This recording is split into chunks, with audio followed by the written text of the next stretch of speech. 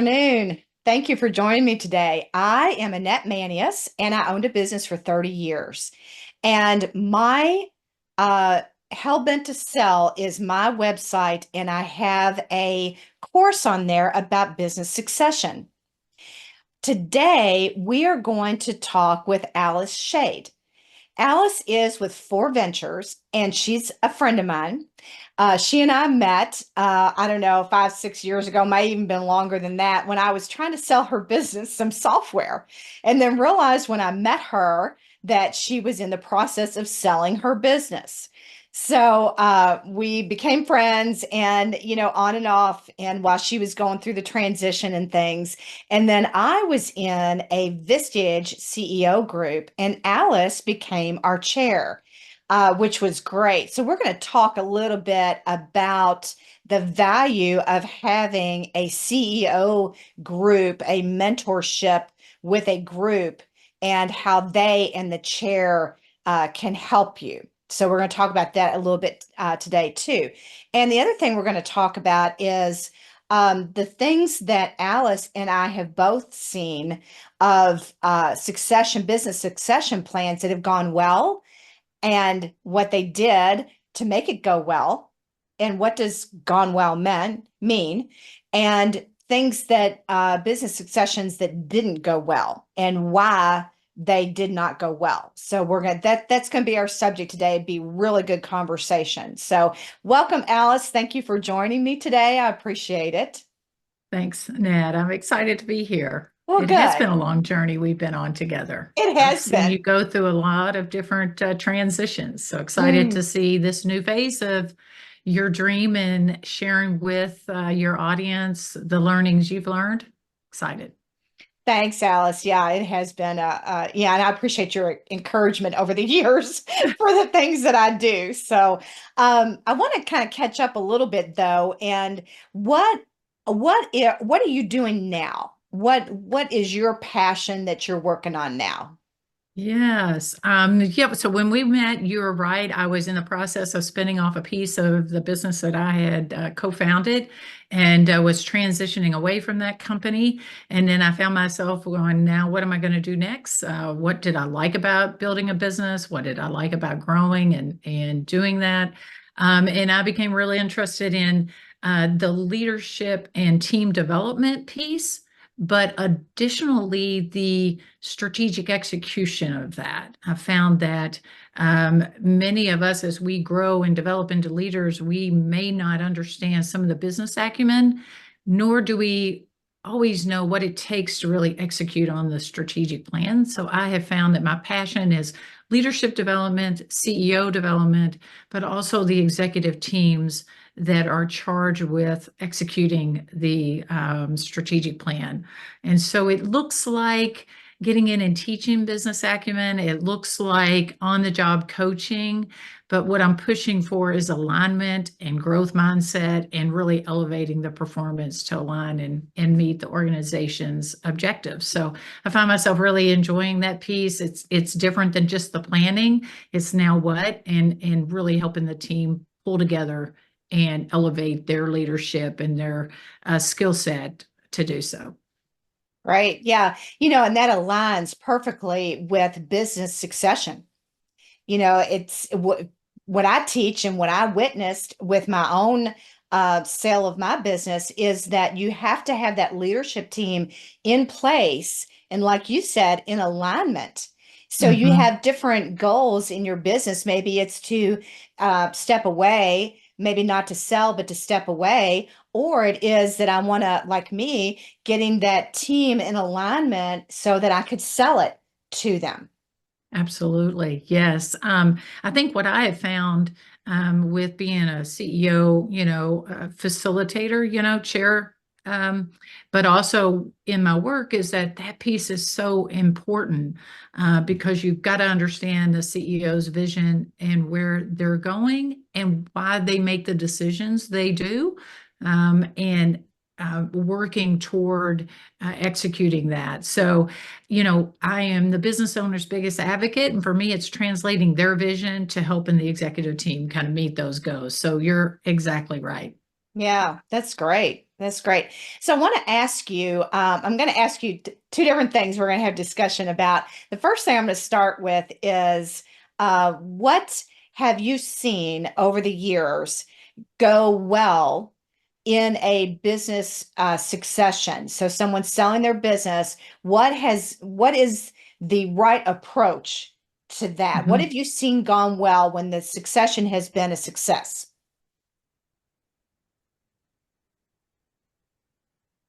Yeah, so what I've seen, first of all, Annette, when you did your transition, I began to watch you do that as I became the chair, and you did it right. You had the steps, you were intentional, you knew where you were headed and how to go about that.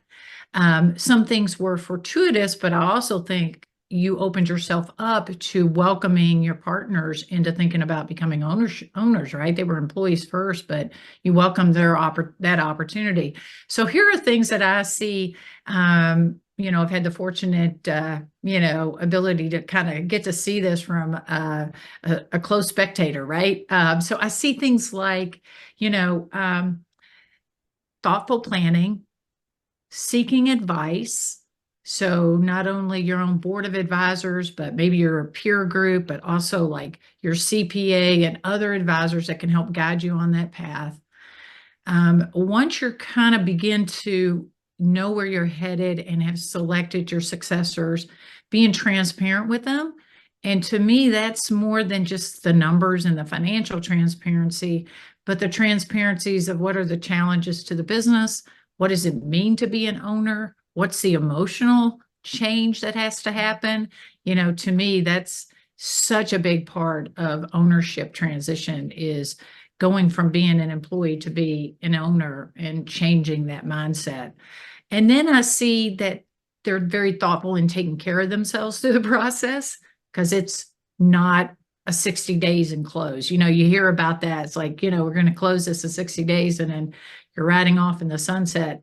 There's so much more that happens after that close, so to speak, whether you stay on with a transition or whether you're part of coaching and mentoring or just the emotional part of stepping away and figuring out what you're going to do next. So I've seen those things work well. I've also heard the phrase plan for the worst, hope for the best. And I think that's a great way to apply to a succession planning. Mm-hmm. Mm-hmm. Yeah, and I think you've had some people that you mentor, businesses that have had just that mentality of, plan for the worst and Yep. and hope for the best. Yeah, Mhm. for sure. And it's But it's done very well for them. yes. Uh, but also too, they aren't closed to the opportunities, even though you think the worst might. But having a growth mindset and knowing through this process you're going to grow and learn something you've never done before, but you're going to learn with it.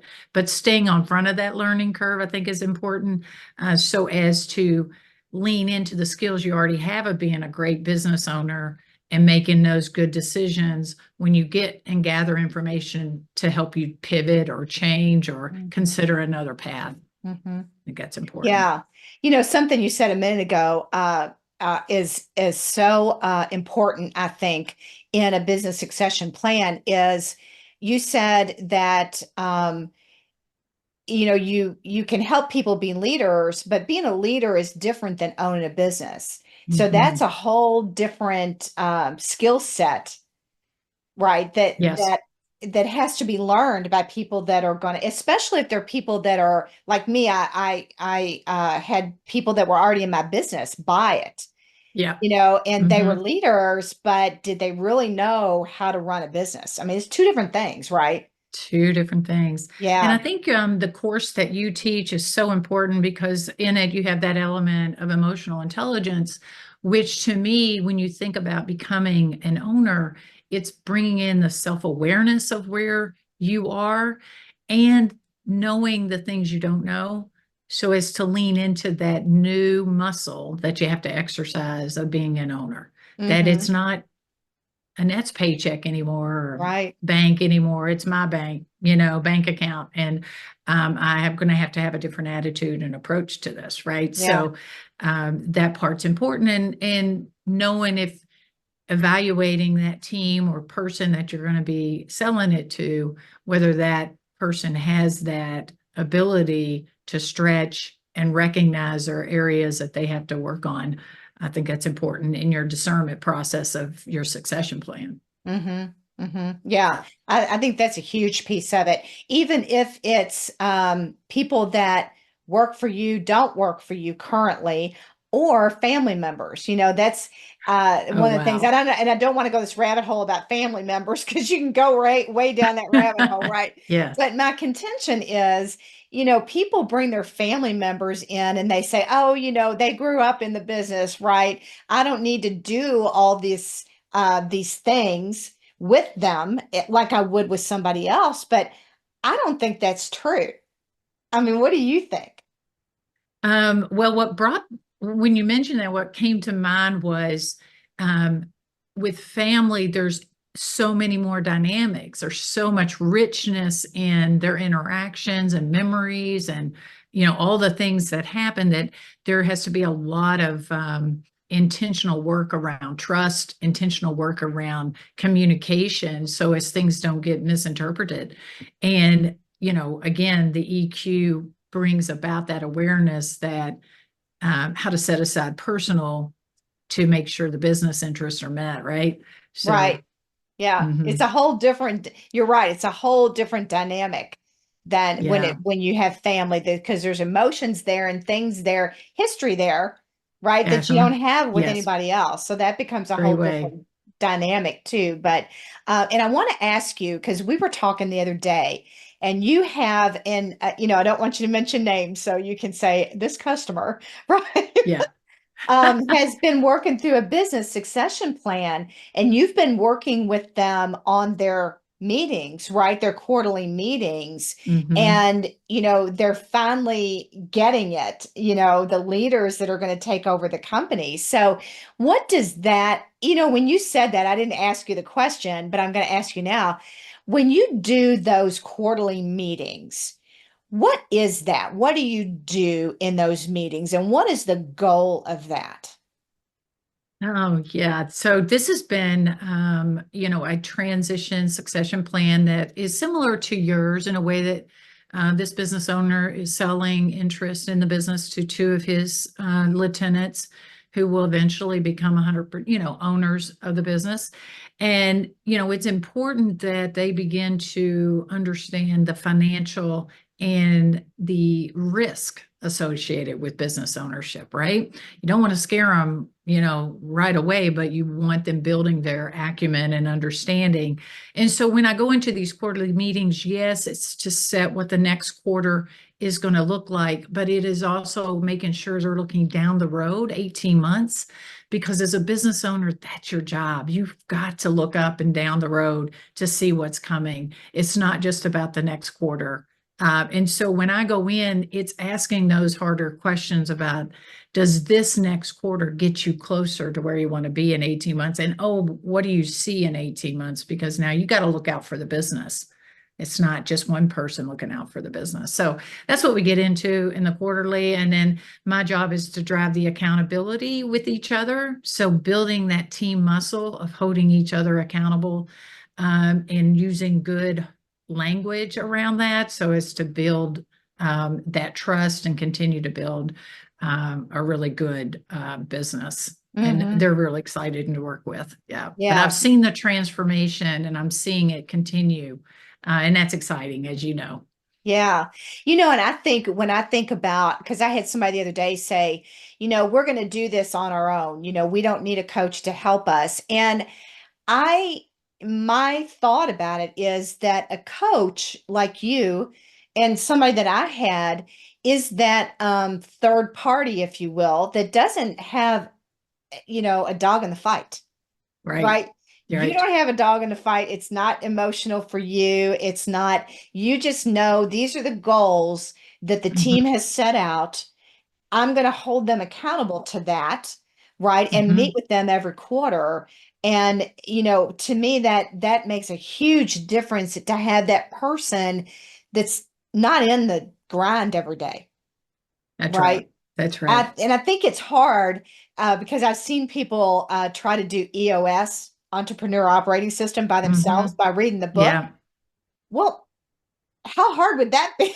In my mind, I'm thinking, wow, you don't, you're trying to hold yourself and your team accountable, but it's Uh-huh. too easy to say, oh, that's okay that you didn't do what you were supposed to do because I know you were busy last week and you had Uh-huh. customer issues and you had way too easy. But when you got It to coach is. somebody like you that's holding them accountable, that doesn't care I mean, That's that's not right. that you don't care. You do care, but you're I not going do. to take it as an excuse. I think, Right. I become the Teflon person, right? right. And my goal is to help them reach their goals and ask them, is this still your goal? Because if it's not, we could go a different direction, but getting it back to ground zero, right? And asking and pushing that, if is that the goal, right? And showing them leadership in that, right? So part of me, my experience of being a CEO and a leader, what does that look like when you are asking accountable questions? So it's modeling too.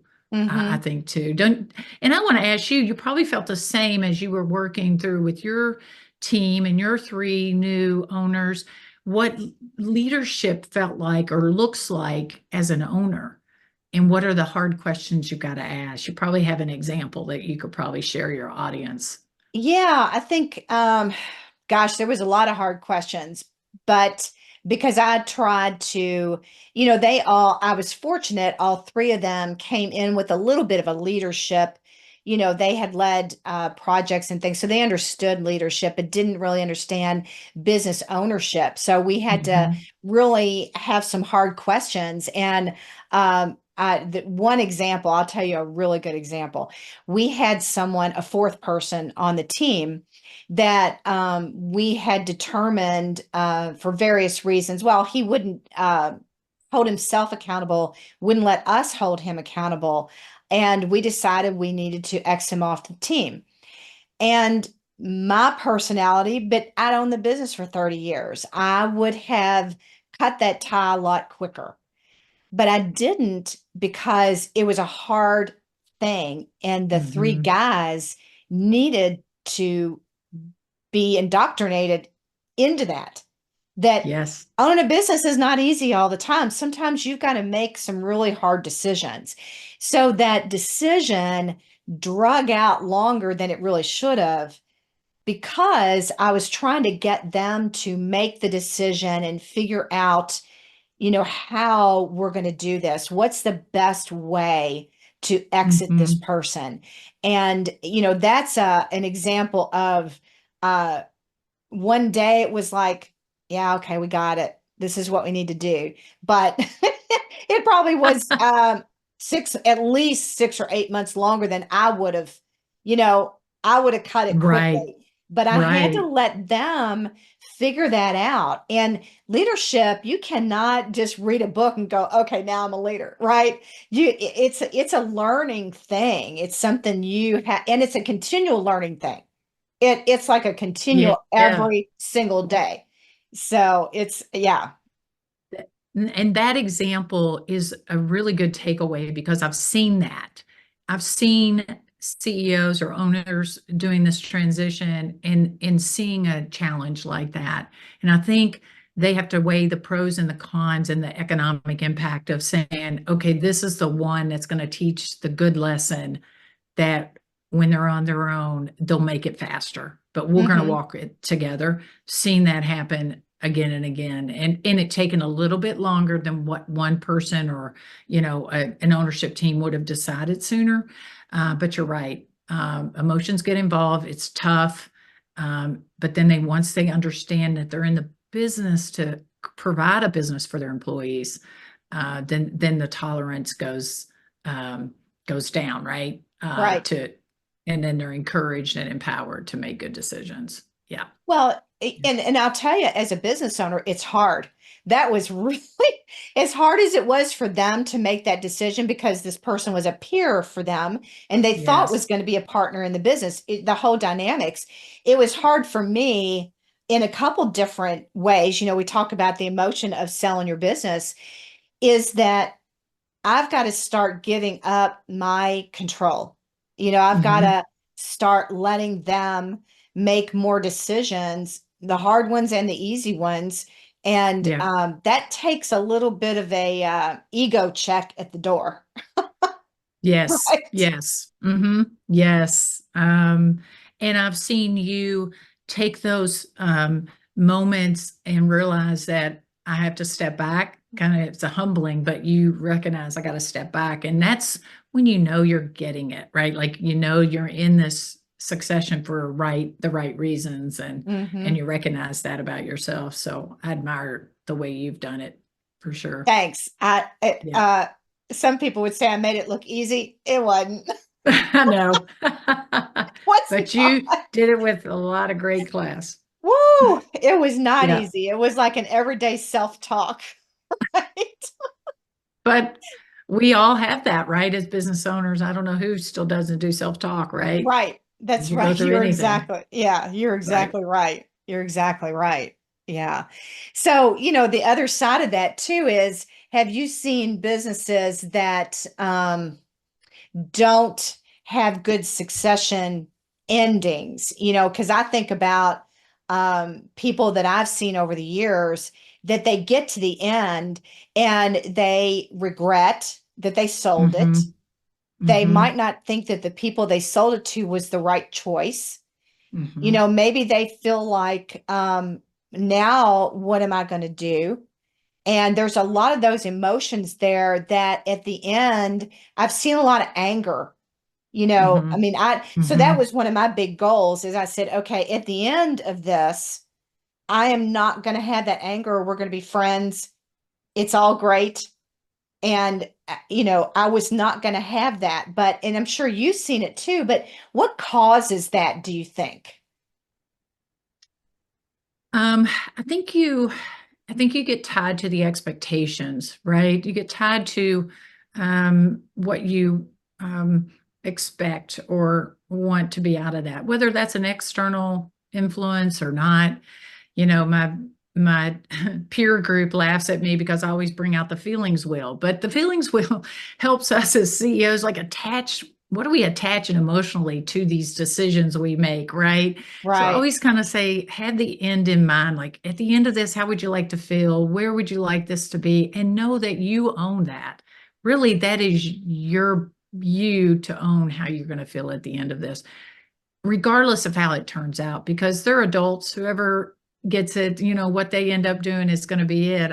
I think what I see sometimes is that tied to the expectations is tied to the way you're going to feel, even though you can't control all the factors, right? So I Hmm. see disappointment, anger, and sometimes just frustrated with the choices that are left and then not making a decision. So kind of the fear and just like, oh, I don't like the choices I have in this succession.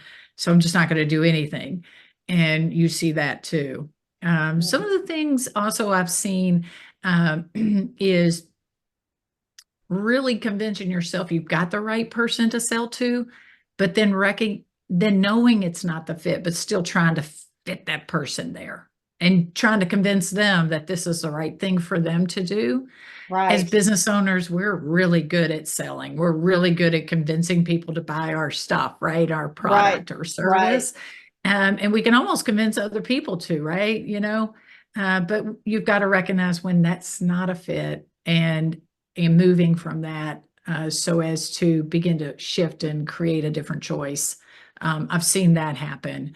Um, and so I think, all of these are what you talk about in your program, right? These different things that happen. Get yourself some really good advisors around, understand what you're going through, why you're going through it. So that self-awareness that needs to happen. You can go, oh, I'm at this stage.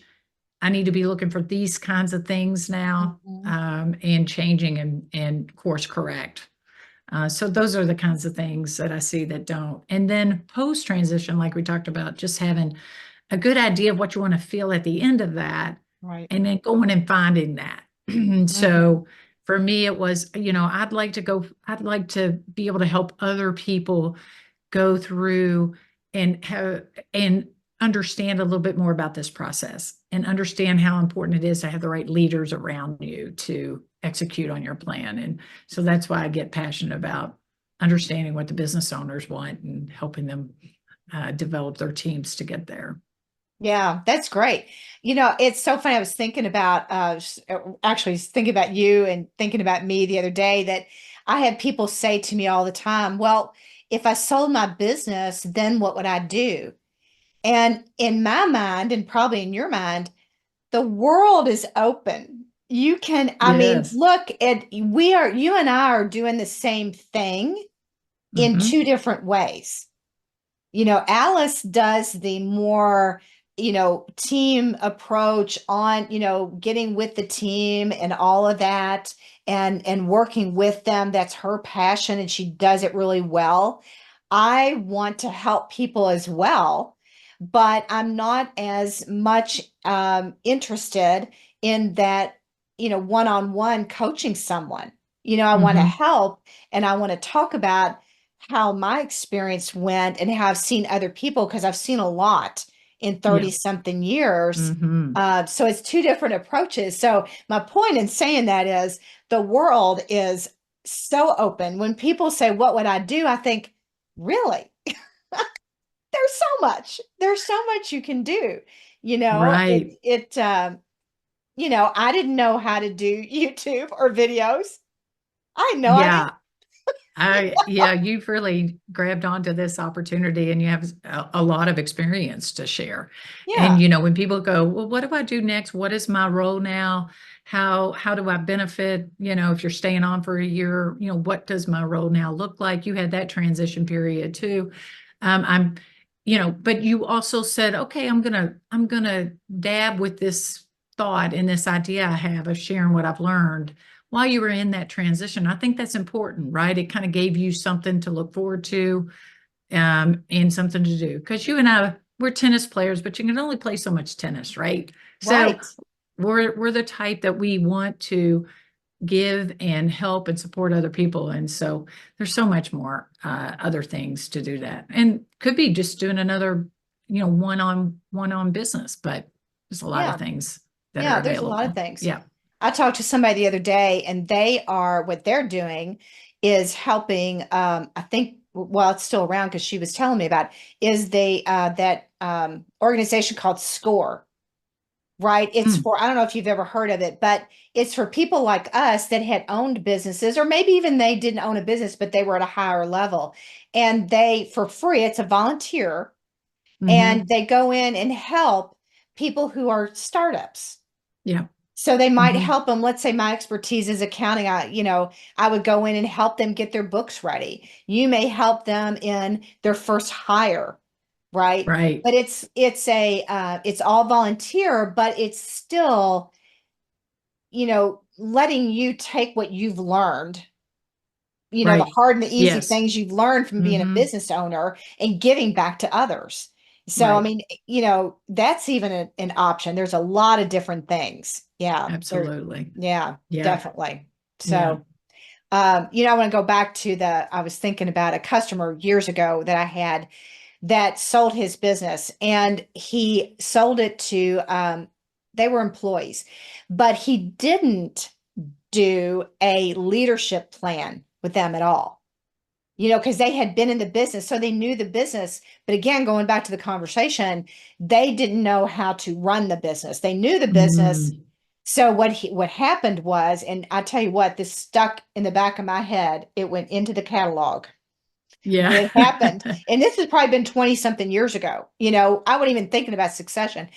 So he sells a business, but he financed the business. So they were making payments to him for like Yep. 10 years or something. Well, he didn't do any training with them. And then all of a sudden it was like he was there one day, December 31st, January 1, it was theirs. See ya. But they still owed him money. Well, a year and a half later, he could see the business going down and down. He had to step back into that business. And in my Mm. mind, I was like, what? Yeah. There's no You don't way. want to do that. I did not want to do that. So that was like, when I, started over the years, started thinking about what did I want that end to look like for me? That was Hmm. one that I said, that ain't going to happen. Right. So how do you make that not happen? Hmm. One way is to make sure that the people who are taking over are well trained for business ownership, leadership, Yep. business ownership, and having that good transition. And, that was one way. The other way was, and this is just a personal thing, they weren't going to owe me money when I left. I said, you're not going to owe me money. Right. If the business goes bad, I can't, Yep. Right. I'm not tied to it, Hmm. Hmm.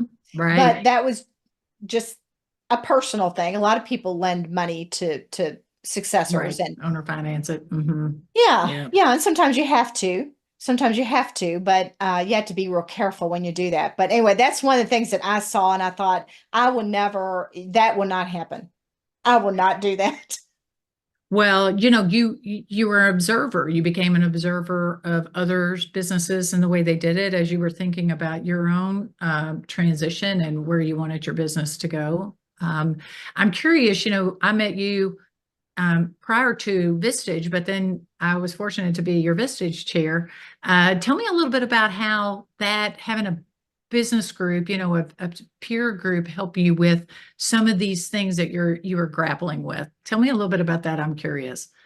Well, so I was in a Vistage group for 10 years. And Yeah. in those 10 years, there were a core of us that had been together like from day one. And so that was really great because we had this relationship, had this rapport. They understood my business, I understood their business because we were all kind of growing together. Then you Hmm. have people that come into the group also, which was great because they have even a different perspective Hmm. because they don't know you. Right? Right. They hear what you're saying every month and they form an interesting other opinion and ask you hard questions sometimes about, well, why did you make that decision? Or, what, and a lot of times it's about employees, I'll just have to say. Hmm. A lot of Hmm. times, it's about employees. And, and that discussion, because I don't care what business you're in, we all have the same challenges. Yep. And what I learned, there were people in my group that were, you know, 50 times larger than me or more. I mean, just large. It didn't matter. It's all the same challenges of, profitability, your employees. And then as we all kind of started getting to that point in our businesses, we started talking about succession and what does that look like? And what does it look like to train people? So they were really instrumental for me in training my people on leadership and what I really want out of the business. So, they didn't make the decisions for me, but they challenged Hmm. me with a lot of things. I'll tell you the last thing they challenged me on. You're gonna think this is I funny. think I remember this so distinctly. Yes, this Oh, story. Thank you for sharing it. I hope it's the same story you're thinking about. But Probably is. so I'm not one, I've never been one to have like a lot of attention drawn to me. And so I did not want to have a retirement party. Is this the one you're thinking about? Or is there Yes. another? Hmm. I didn't want to have a retirement party. I just did not want to do it. It was like, oh my gosh, it just really made me kind of, I just wanted to go away, right? I just wanted to kind of go. Hmm. Well, I said that to my Vistage group. That day, I was like, wow, you guys need to back off. They were like, what are you talking about? And they said, it's not about you. It's about your employees, your family, your friends. It's not about you. And I was like, darn it. You're right. I mean, they had such a different perspective on it than I did. I just was thinking, this doesn't feel comfortable to me. I really don't want to do this. I just didn't feel comfortable. And Yeah. they really challenged me on that. And so, it wasn't a retirement party, it was a 2.0 party. And Yes. it was because I felt like I was too young to be retired. Well, you So made it uniquely Annette, and you had a pass the baton party, which was what I think the group was telling you is that there's got to be something of the handing off here so that your employees know they're in good hands. They knew they were, but like, yeah, and so they understood your thing about I'm private and this, but they also were saying, well, for your business to keep going, this legacy, and you created the Pass the Baton 2.0, and that was classic. And I got to yeah. attend and see that happen. It was beautiful. It was Yeah. good. So I had batons made for each of the guys, had their name on it and had it inscribed and had our logo on it. And they still have it in their offices. And each of the Yes. stands I had made had a little quote on the bottom of it. So it was a Nice. very, like my Vistage group said, you need to have something that has closure on your leadership there in a passing to them. There's got to Hmm. be some show of that. Well, I, I never thought about that until they said it. And it's like, yeah, you guys, you're right. You're exactly right. But so that's the power of Hmm. a group like that. It doesn't have to be Vistage. It can be any CEO group like that, Hmm. is they're going to ask you the hard questions. Right. And, you got to be open to that. And there were a lot of times over the years, they would, say, well, question me about things. And you go on and do it the way you're going to do it. But in your mind, you're open to their thoughts. Hmm. And for Yep. me, it was invaluable, especially that last part, because I would have never had that. I would have never done that if it hadn't been for them shaming me into it. Well, they were right to point it out, I think. They were. Turned. They were Yep. right to point it out. Yeah, they were.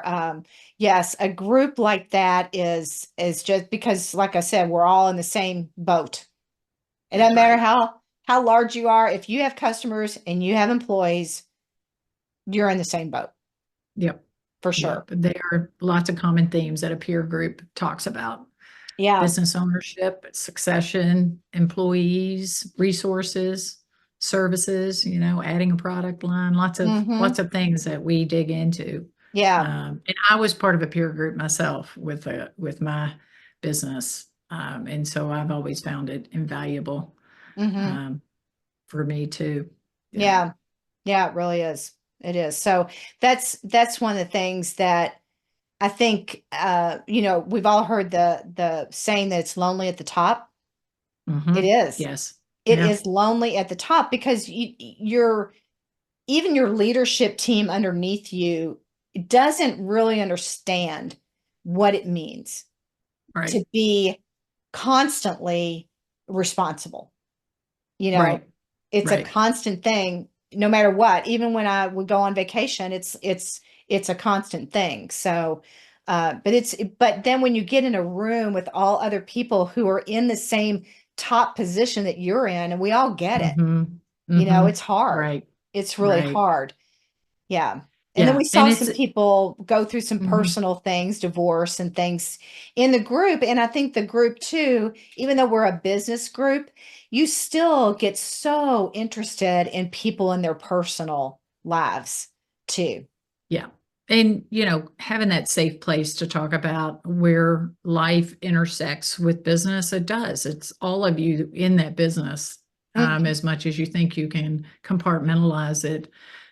It doesn't, right? And so you need a safe place to talk about things like that and challenges that you have. And that's what a group, that trust can do for you. Yeah. Yeah, Yeah. I think, absolutely. yeah, absolutely. I think that's really helpful. So, yeah. So, So I Annette, think, tell me, I got one question for you. okay. Yeah, I can ask before we close. It's like, what are you most excited about as you're um, promoting and launching this product that you have? What are you most excited about seeing what happens? I am excited that I've got a vehicle to share my story and to because I'm very passionate about business and leadership and the things that go into it, and then very passionate about that people have a good exit. Hmm. So, in good exit is whatever you define that as.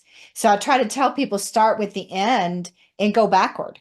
That's what I did. I Hmm. said, here's what I want and don't want, and then went backward into it. So I'm hoping that I can teach people how to do that and to have that in between of helping their leadership through that process. So the second piece of that I'm getting ready to launch, probably in a couple months, is the emotional intelligence. So I got certified on as emotional intelligence coach, and that's huge to me. Is that Mm.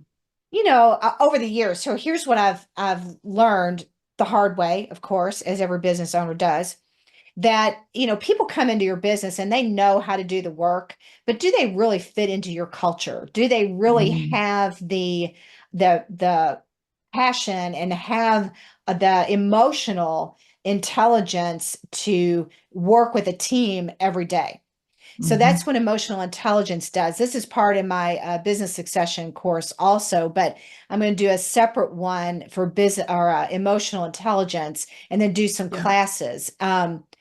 To me, it's huge. So I've had Yep. a couple of people that I know here locally have asked me to help their employees with this assessment and figuring out what does that look like, the result of the assessment. And a lot of times it comes down to, the leadership, going back to what you're doing, Alice, is going back to that leadership training. So maybe because emotional intelligence, you can improve. Your Hmm. IQ Hmm. is set when you're 17. Emotional Mm. intelligence, EQ, is something that you can improve if you want to. So Hmm. that's really my other big passion. So it all kind of fits together, right? It's emotional Yeah. intelligence in leadership and business succession. Yeah. Yeah. So I that's what I agree. did. Yeah, and we use that term a lot. And so I'm so excited that you're educating people what that means, what emotional intelligence really means, and that it is those are muscles that can be learned, right? And it all starts with awareness of where you are and awareness of and if you have that desire to keep moving, right? And to take That's right. feedback, right? So I'm excited to see you do that. Yeah. So I'll be looking Thanks. forward to it. Yeah, I Yeah. appreciate it. Yeah, that'll be my next venture Yep. when I get all of this on a good level. Yeah, Yep. that'll be my next thing. That'll be my next Good for thing. you. Yeah. Hey, Well, I good. appreciate you coming today. It's been good talking to you, and I think this has been very beneficial for everybody. At the end of this video, I'm going to drop information about Alice and how to get in touch with her, and also about my Hell Bent to Sell and the courses that I have in there. But thank you for joining us today, and we'll see you soon. Thanks, Alice. Thanks. Thanks for having me. Bye.